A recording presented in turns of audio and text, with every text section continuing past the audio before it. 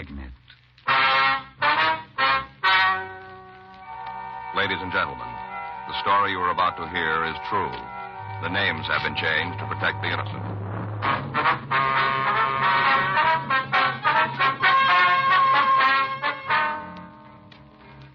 You're a detective sergeant. You're assigned a juvenile detail. A woman reports that a teenage boy has been stealing food from her home. She says she's seen him several times. Your job? Check it out.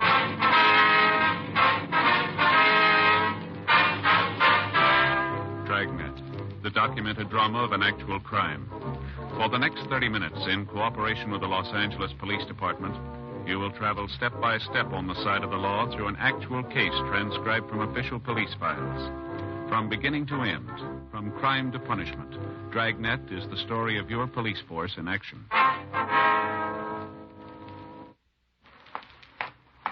It was Tuesday, April 12th. It was warm in Los Angeles. We were working the day watch out of juvenile detail. My partner's Frank Smith. The boss is Captain Powers. My name's Friday. I was on my way into the office, and it was 7:57 a.m. when I got to the second floor of Georgia Street Juvenile. Squad room. Now, don't try to tell me you needed 3 hours to make a simple phone call. He was arrested at 1 o'clock this morning. That's right. I didn't hear about it until after 4. Now, why weren't we contacted immediately? My wife was half out of her mind. We're sorry about that. Oh, morning, Joe. Morning. Mr. Neff, this is my partner, Sergeant Friday. How are you? This is Vincent Neff's father, Joe. I see. Were you in on this thing, too, Friday? That's right. Took both of you to arrest a 15-year-old boy, did it? We made the arrest together. Why? Well, I'd be ashamed to admit it. Well, just what seems to be the trouble, Mr. Neff? My boy's in jail. He's been there all night. Yes, sir. I found out about it a couple of hours ago. I want to know why I wasn't called at once. Well, sir, we called you as soon as we could. Your son wasn't carrying any identification. He refused to answer our questions. We had no way of knowing who to contact. Well, he was scared, that's all. You can't blame him for that. How'd you get his name if he wouldn't tell you? You beat it out of him? The other boy we picked up decided to cooperate with us. I'll just bet he did. He wanted to shift some of the blame. My son's done anything at all, anything he shouldn't. You can be certain that Lemmert kid put him up to it. Mm-hmm. Vincent doesn't even know what this is all about. You've talked to him, have you? Certainly. Says it's a mistake, the whole thing. Sure. Oh, I suppose the police don't make mistakes, huh? We make them. I'll say you do, and you pulled the beauty this time. It doesn't look that way to us, Mr. Oh, don't tell me how it looks. I know my son. I know when he's telling the truth. He says this is a mistake, and I believe him. Well, it's natural, I guess. No, I'm not going to make any wild threats or try to go over your heads, but I want that boy released, and I want him released at once. Sorry, sir, we can't do that. I'm being just as patient as I can with you, Sergeant. Mr. Neff, we filed a petition on your son. There'll be a pre-detention hearing in juvenile court as soon as possible. The court will decide what happens to him after that. It's out of our hands now. It wasn't out of your hands last night when you arrested him. That was our job. Your job is to protect people's rights. You're supposed to be cops, not bullies. Now, take it easy, Mr. Neff. There's plenty of crime in this town and plenty of criminals. Robberies, killings, holdups. Only trouble is they never get solved. Guess the police force is too busy manhandling youngsters and chasing bums out of freight yards. All right, Mr. Neff. Too busy or too scared. You're afraid to tackle the real gangsters. You might get hurt. You'd rather pick on a teenage kid who can't fight back. Cowards, that's what you really are. You're cowards, not policemen. Let me ask you something, Neff. Suppose a couple of guys drive into a filling station. One of them cracks the owner over the head with a tire iron while the other one cleans out the cash register. You think we ought to forget about it or go after him? I'm not interested in hypothetical cases. I'm talking about my son. So am I. What do you mean? You said you spoke to the boy. Didn't he tell you why he's here? He said he didn't know. Is that what it is? You think he's mixed up in a filling station robbery? Is that where you're holding him? Maybe you better ask him again. I'm asking you. Yes, that's right. That's it. Well, you'd better be able to prove it, Sergeant. Believe me, you'd just better be able to prove it. A woman across the street from the station saw two boys drive away. She got the license number. Vince doesn't have a car. It was young Lemmert's jalopy. But your son was still with him when we made the arrest. Well, that doesn't prove anything. That doesn't prove they were together at the filling station. It was some other boy, not Vince. That's what your son says, too. Well, then why don't you believe him? Lemmert gave us a different story. Well, what do you expect? He doesn't want to take all the blame. He's in a jam, and he wants some company. The woman across the street is sure there were two boys, Mr. Neff. Well, that doesn't make one of them my Vince. Does she say it was Vince? Is she willing to swear to it? No, sir. What about the owner of the station? Has he identified my son? He can't identify anybody. He's still unconscious.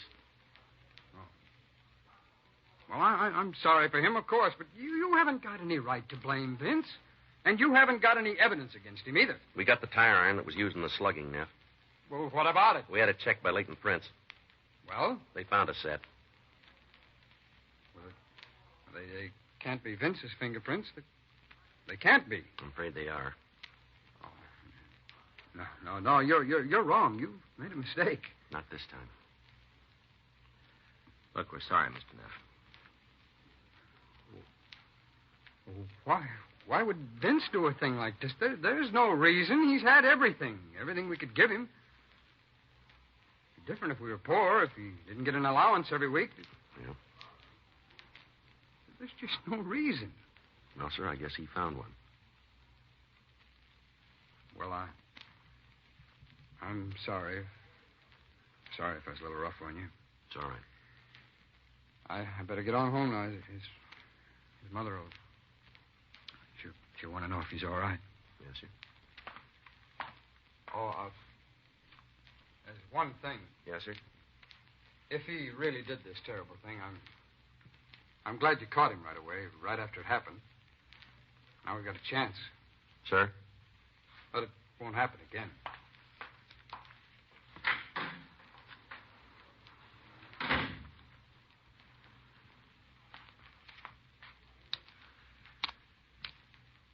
What do you got there? Oh. I didn't realize I still had it with me. What is there? Well, it's one of those puzzles with numbers. You move around, try to line them up. Oh. Kids brought it home last night. I was showing them how to work it. Guess I stuck it in my pocket. Mm-hmm. It's real easy, Joe. There, see? I've got them all in order. One... That's funny. Why, what's the matter? Nothing. I just had a couple out of sequence, that's all. Well? Well, give me a minute, can't you, Joe? You got 3 numbers in the wrong place now. Look, Joe, I can't work the puzzle when you're watching me like that. Oh, I see. I get it. Juvenile Friday. Yes, ma'am. I see. Well, do you know the boy? Will you give me your address, please? All right. I have it. What? Yes, ma'am, we would. Will you be home? All right. Thank you very much. Lady up in the Hollywood Hills. Yeah? Some youngster's been stealing groceries out of her garage. She know who it is? She's got a pretty good idea. Yeah? She almost caught him.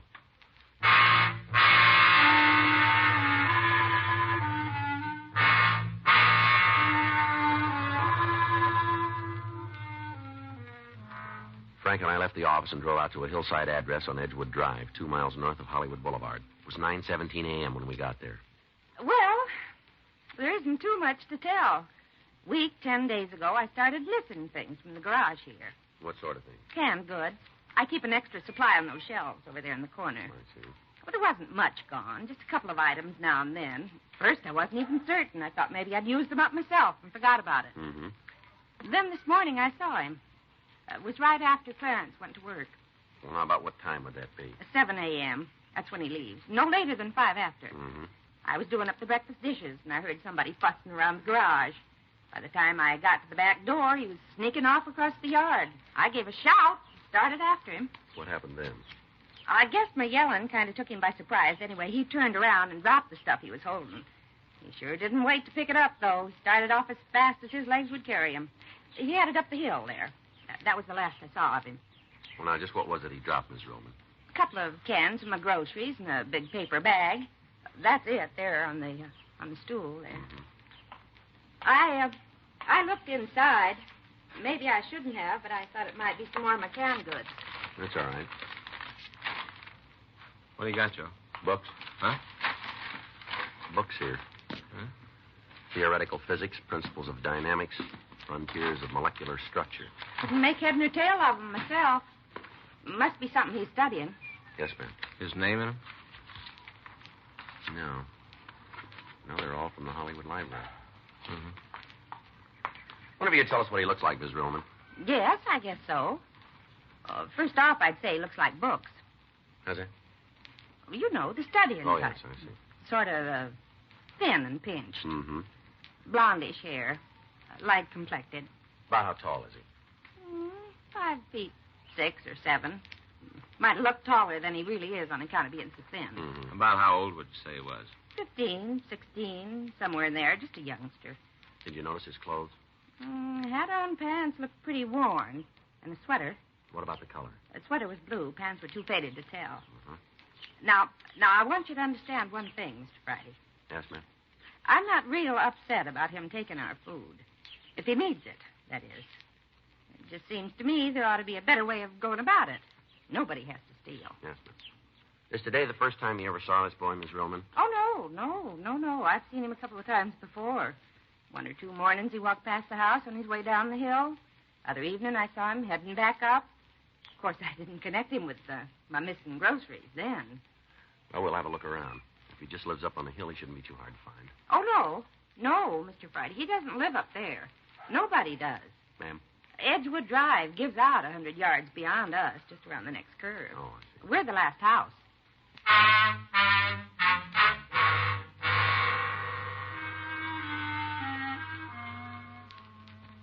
9:32 a.m. Frank and I left Mrs. Roman. We drove up to the end of Edgewood Drive, and we got out of the car. Well, she's right, Joe. What's that? No place for anybody to live around here. I think you were way out in the country. Yeah. Frank? Huh? Over there, halfway up on the slope. Where? See? Right behind that tree. Oh, yeah. What's it look like to you? I don't know. Oh, I guess. Why? Maybe that's where he set up housekeeping. What are you talking about, Joe? Well, didn't you ever try when you were a kid? Try what? Hiding out in a cave?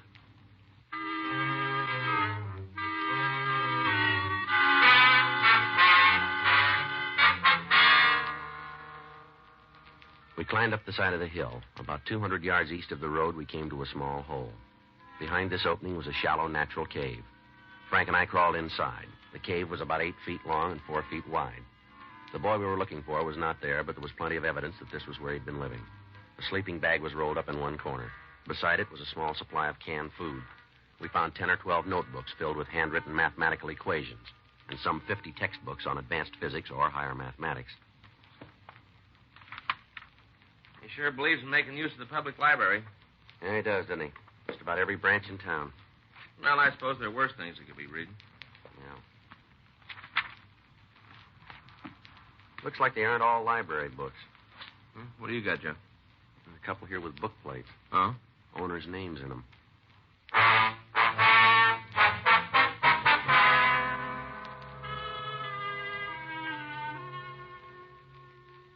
Book plates in 3 of the texts indicated that they were owned by a person named Carl Winderman. All the other volumes were the property of various Los Angeles libraries. We contacted the office and made arrangements for another team of juvenile officers to stake out on the cave. On our way downtown, we stopped off at the Hollywood Library. We showed the librarian several volumes which belonged to that branch. Her records indicated that the books had not been checked out. She had no idea who had taken them or when. 11:13 a.m. We put out a local with the boy's description, and we checked with missing persons. As far as we could tell, he had not been reported missing.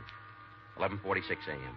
Frank and I made several calls to branch libraries. They all said that the books in question had been removed from their shelves without authorization. We checked the phone directories for the name Carl Winderman. At 12:06 p.m., we reached him at his office at Bradfield University. Yes, sir, I see.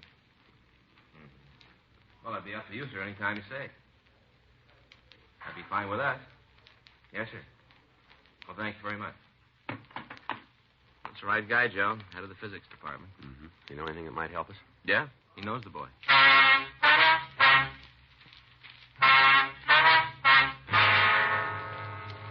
4:16 p.m. Frank and I drove out to the Bradfield campus. We met with Dr. Carl Winderman in his office on the second floor of the science building. Yes, I've talked to the boy several times. Mm-hmm. Did you know he had these books of yours? Of course, I loaned them to him. Oh, I see. How'd you happen to meet him, Doctor? It was here at the university. Yes, sir. He came to see me. He had read some articles of mine. He wished to discuss them. What's that? It was not presumptuous. He has a brilliant mind. Extraordinary. I see. And he also wished to inquire about enrolling. He asked about a scholarship. Mm-hmm. I tried to discourage him for a year or so at least. He's very young. Did he say how old he was?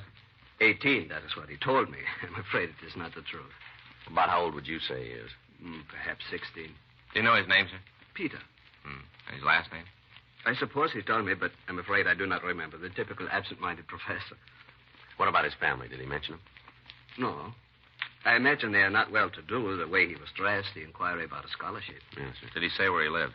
In Los Angeles, that's all. Mm-hmm. Wait, I think he did mention something about recently coming to California. Mm-hmm. From one of the eastern states, Pennsylvania, perhaps. You wouldn't know which town, would you? No, I'm sorry. Is there anything else you can tell us about him, Dr. Winderman? Well, I would say he is an happy boy. You say he's unhappy? Yes, sir. What do you mean? Lonely, aloof. It must be very difficult for him. Other people. Children his age, he would be unable to talk to them. They would have nothing in common, even adults. I see. A brilliant mind does not necessarily make for a well-adjusted person, especially in one so young. Well, thank you very much, Dr. Winterman. Leave you one of our cards. If you should hear from him again, would you get in touch with us, please? Yes, of course. If there's anything I can do for Peter... It's very kind of you. Is he, in some kind of trouble? Well, we don't know yet, sir. I did not mean to pry. Forgive me. Well, the fact is he's been borrowing some books that don't belong to him. Books? Yes, sir, from libraries around town. To want to read, to want to learn. Is that such a serious crime? It does not seem like one to me. Yes, sir. And is that all he's done? Well, he's taken some other things, too. Food, canned goods. Yes, of course, I should have known. When he was here, I should have known. Beg your pardon? But it has been so long since I've seen one. What's that, sir? A boy who is hungry.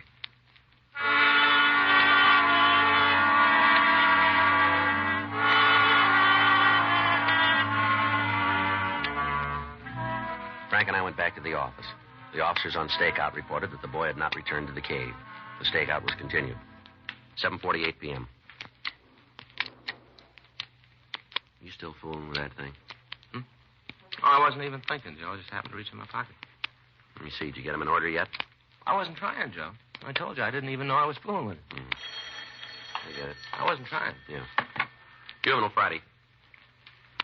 Yeah. Uh-huh. Whereabouts? Okay. We'll be right over. Thank you. Kid walked into a grocery store, walked out without paying for his groceries. Sound like our boy? Store's on the corner of Green Street and Edgewood.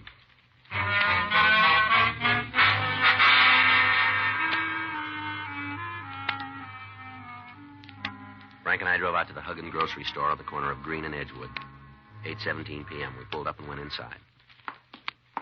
I was waiting on another customer. I didn't pay much attention to him. Next thing I knew, he was sneaking out the door. Yes, sir? What can I do for you? We're police officers. This is Frank Smith. My name's Friday. You from Central? That's right. I'm Davis, Hollywood. Did you get a description here? Yeah, my partner's out looking around. I'll give him a hand. Okay, thank you. Say, will you take care of the report? Yeah, we will. Thanks. Now, this ain't no big robbery or anything like that. He was just a kid, you understand? Yes, sir. Could you tell us what he looked like, Mr. Huggin, Andy Huggin. The same as the sign on the window there. Yes, I see. Well, like I said, he was a kid. Mm-hmm. Teenage, about halfway. How's that? Halfway in his teens, about 15 or 16. I see. Light hair, thin on a rail. How was he dressed, sir? Pants, sweater. I see. Just what did he take from your store, Mr. Huggin? Well, I couldn't say for certain. I wouldn't have known he took anything if it hadn't dropped out from under his sweater when he was sneaking out the door. Yeah. Can of corned beef. That's what it was that fell. Mm-hmm. Did you see which way he went? Out the door, up the street. Told the other policemen. I guess they're after him. Yes, sir. I don't know whether I done right or not. How's that? In reporting it, I expect it seemed like a lot of fuss about a few groceries. No, sir. Trouble it is, you let one of them get away with something like this, the news gets around. Next thing you know, the store's full of them, you know. The kids try to steal you blind. Yes, sir, we understand. Worse than a plague of locusts. Sergeant? Yeah, Davis. Out in the car? What? We got him.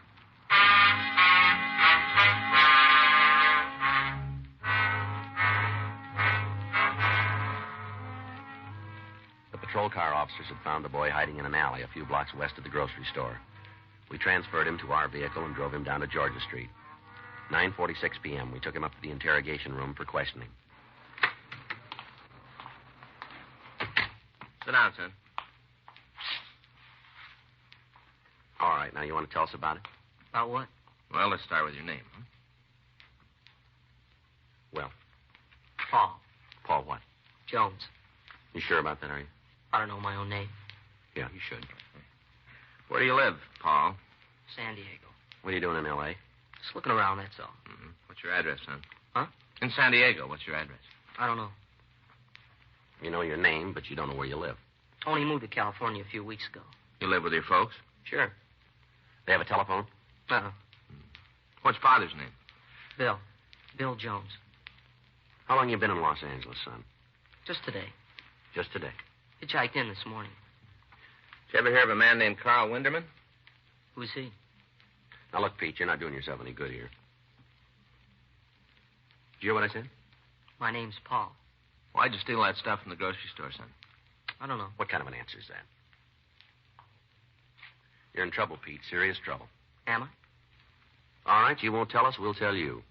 You didn't come to Los Angeles today. You've been here for a couple of weeks. You've been living in a cave up in the Hollywood Hills. Yeah? And this grocery store tonight isn't the first time you've gotten out of line. Why'd you take all those books, son? What books? Well, just shows you how much these college professors really know. Huh? Like that Dr. Winderman. He says you're a smart kid. You got a real good head on your shoulders. Well, he's a pretty poor judge of brains, isn't he? What, you know about it? Well, He's so far ahead of you guys. thought you never heard of him. All right, now, Pete, let's quit fooling around. Let's have it straight. All of it. What do you want? Your name isn't Paul Jones. Now, what is it? Siler. Pete Siler? Yeah. Where's your home? You found it. I didn't mean that cave, your real home. I don't know. I used to live with my sis back in Philly. Well, what happened? She got married. Threw me out. What about your folks? They're dead. What the heck you doing? That thing. It's just a puzzle. Oh. You're supposed to line up the numbers, 1 through 15. Yeah? Here, you want to try it? Is that all? Just line them up? Sure.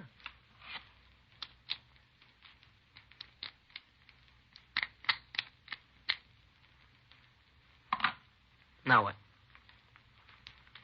Oh, that's it, I guess. Oh, Why'd you come out to California, Pete? wanted to go to college. Thought maybe I could study physics. Did you finish high school? No, not the history and English part. What do you mean? Science and math, I finished them a couple of years ago when I was a kid. Just how old are you? 16 almost. Mm-hmm. It'd be harder if you didn't look at it. Huh? That puzzle. Yeah? You know, let the guy see it first so he knows just where the numbers are. Oh, yeah. Then make him work it with his hands behind his back. For memory. Oh. It'd be harder that way. Yeah. I'll show you. Go ahead, mix them up. Okay. I thought you were going to memorize it first. I did. Take a look. I get them right? Yeah. It's harder that way, though. All right, Pete, now let's go back to it. Hmm? Why'd you take all those books? I wanted to study them. I was going to return them when I was through. I couldn't get a library card, not without a real address. What about the canned goods you've been stealing? It wasn't much, just enough to eat. Mm-hmm. What's going to happen to me now? Well, that's not up to us. Huh? What do you think ought to happen? Well, I don't know. I don't see where I did anything so wrong. You don't, huh? Well, did I? You stole books, you stole food. You caused us a lot of trouble. Yeah. Well, you're the whiz at math, aren't you? Huh? You add it up.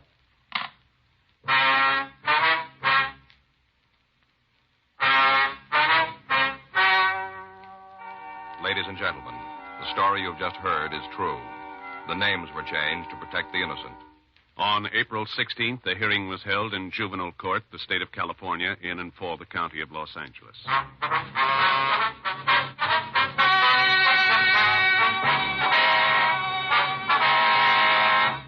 Peter Ellis Siler was made a ward of the juvenile court and was placed in a foster home. Through the efforts of Dr. Carl Winderman, he was permitted to enroll in Bradfield University as a special student in the field of higher mathematics and physics. You have just heard Dragnet, the authentic story of your police force in action, and starring Jack Webb, a presentation of the United States Armed Forces Radio Service.